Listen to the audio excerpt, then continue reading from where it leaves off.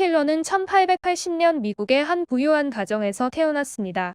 그녀는 생후 19개월 때 뇌척수막염으로 추정되는 병에 걸려 평생 시각장애와 청각장애, 언어장애를 갖게 되었습니다. 헬렌 켈러의 부모님은 전문가에게 퍼킨스 맹인 학교를 추천받았고 그 학교에 의뢰하여 가정교사를 부탁했는데 이때 온 가정교사가 유명한 앤 설리번입니다.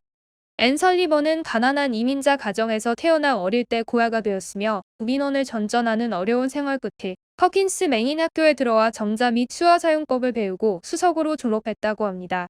설리번 역시 어려서부터 결막염으로 시각장애인과 다름없는 생활을 했으며 여러 번에 걸친 대수술 끝에 어느 정도 시력을 회복했다고 합니다. 헬렌과 설리번의 생활은 결코 순탄치 않았는데요. 응석바지로 자란 헬렌은 도통 누구의 말도 듣지 않아서 설리번은 하루 종일 씨름을 하며 헬렌에게 수화를 가르쳤다고 합니다.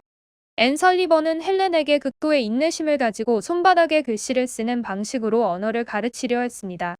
물펌프에서 처음으로 워터의 의미를 깨닫게 되는 에피소드는 매우 유명합니다. 헬렌은 8살 때 퍼킨스 맹인 학교에 입학하여 정식 교육도 받게 되었습니다. 1894년에는 뉴욕으로 가서 호렌스만 청각장애 학교를 다녔는데 이 학교의 교사인 세라 플러가 목의 진동과 입의 모양을 만지고 느끼게 하는 방법으로 헬렌에게 말하는 법을 처음으로 가르치면서 이 방법으로 말을 할 수 있게 되었다고 합니다. 그녀는 이후 케임브리지 여학교에 다닌 뒤 16세의 나이에 레드클리프 여대에 입학했고 1904년 졸업할 무렵에는 최초로 학사학위를 받은 시청각 장애인이 되었습니다. 또한 그녀는 5개국어를 구사했다고 합니다.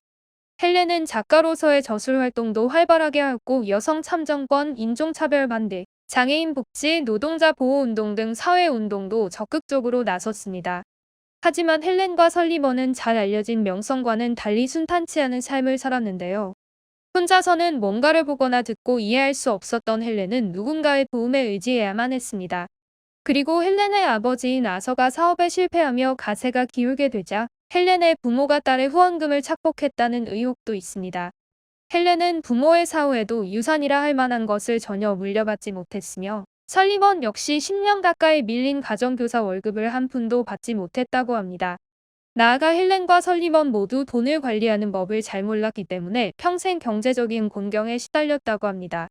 또한 헬렌과 설리번은 평생 남들 앞에 보이는 모습에 신경을 곤두세워야 했습니다. 1936년 설리번은 70세의 나이로 눈을 감습니다. 헬렌은 이 고마운 스승의 손을 마지막까지 꼭 붙잡고 놓지 않았다고 합니다.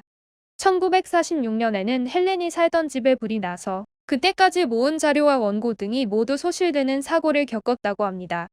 이후 헬렌은 당뇨병으로 7년 넘게 휠체어와 침대 신세를 지다가 1968년 87세의 나이로 사망하게 됩니다. 헬렌 켈러와 설리번은 장애를 극복하고 기적을 이룬 위대한 인물로 많은 사람들에게 알려져 있습니다. 하지만 우리가 알고 있는 명성 뒤에서 그녀들은 여러 장벽들과 편견, 삶의 굴곡을 이겨내야 했는데요.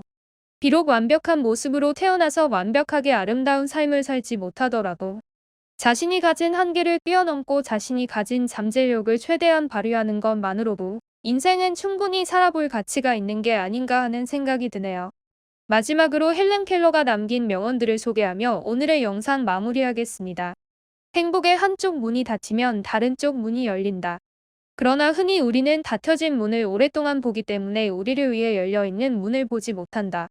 맹인으로 태어나는 것보다 더 비극적인 일은 앞을 볼 수 있으나 비전이 없는 것이다. 희망은 볼 수 없는 것을 보고 만져질 수 없는 것을 느끼고 불가능한 것을 이룬다. 세상이 비록 고통으로 가득하더라도 그것을 극복하는 힘도 가득합니다.